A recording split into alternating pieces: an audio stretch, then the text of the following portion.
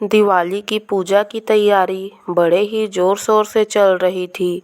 माँ ने अपने बेटे सोनू से कहा, तेरे पिताजी पूजा का सामान नहीं ला पाए, ये ले 200 रुपये और झटपट पूजा सामग्री और प्रसाद ले आओ। ये रही सूची। हाँ, साइकिल लेकर चले जाना और जल्दी आ जाना। पूजा का समय 8 बजे तक का ही है। माँ की दी हुई सूची और पैसे लेकर सोनू साइकिल पर सवार होकर बाजार की तरफ रवाना हो गया। जब पूजा का मुहूर्त निकलने लगा और सोनू नहीं लौट पाया तो माँ भुनभुनाने लगी, इस लड़के को कुछ भी काम बताओ ऐसा ही करता है। पिता की भी चिंता बढ़ गई। बाजार में भीड़-भाड़ होगी, जल्दी आ जाना था। अच्छा, मैं देखता हूँ, कहते हुए उन्होंने मोटरसाइकिल निकाली कि सोनू पहुँच गया। सोनू को खाली हाथ और पैदल आया देखकर माँ के होश उड़ गए। क्या हुआ बेटे? सामान कहाँ है और साइकिल कहाँ गई? अब पूजा कैसी होगी? पिता ने बीच में पड़ते हुए कहा। पहले इसकी बात तो सुन लो। हाँ बेटे, क्या हुआ जल्दी बताओ तो। सोनू ने बताया, पिताजी मैं बाजार पहुंचा तो वहां एक गरीब लड़की रोते हुए दिखाई दी। वह कई लोगों से याचना कर रही थी, पर उसकी बात कोई नहीं सुन रहा था। सब अपनी खरीदी में मस्त थे। मैंने पूछा, क्या बात है लड़की? वह गिड़गिड़ाते हुए बोली, भैया मेरी माँ बहुत बीमार है, यह दवाई नहीं मिले तो मर जाएगी। मैंने कहा, झूठ मत बोल लड़की, पैसे चाहिए तो वैसे ही मांग ले। वह रोते हुए बोली, मैं झूठ नहीं बोल रही, भरोसा नहीं तो चलकर देख लो, यहीं पास में हमारी झुग्गी है। मैंने उसके साथ जाकर देखा तो सचमुच उसकी माँ की हालत बहुत ख़राब हो रही थी। मैंने फ़ौरन उस लड़की को लेकर दवाई की दुकान पहुंचा। दुकानदार ने दवाई देकर 300 रुपये का बिल थमा दिया।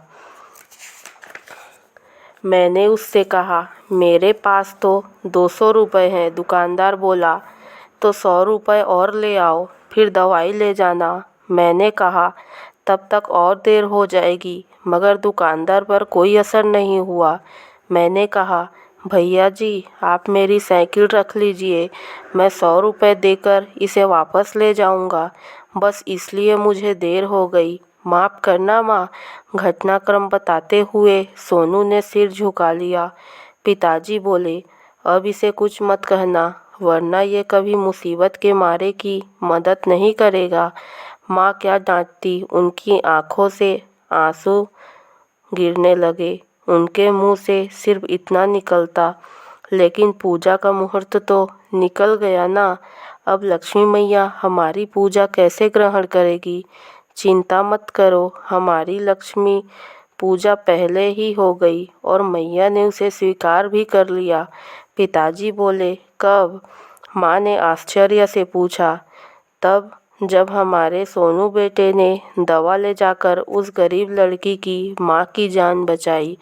सच्ची पूजा तो वही थी, पिताजी गदगद होकर बोले। सोनू हैरत भरी नज़रों से पिताजी को देखने लगा।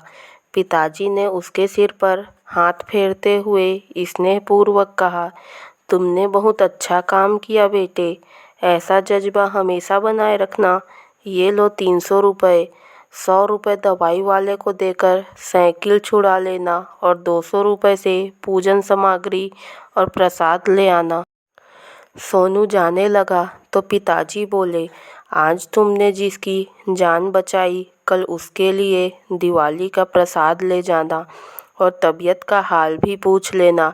ठीक है पिताजी, मैं परसों भी वहाँ जाऊँगा। सोनू ने झिझकते हुए कहा, परसों क्यों? माँ ने आश्चर्य से पूछा। माँ, परसों भाई दूज है ना, और उस लड़की ने मुझे खाने पर बुलाया है, सोनू ने बताया और बाहर निकल गया।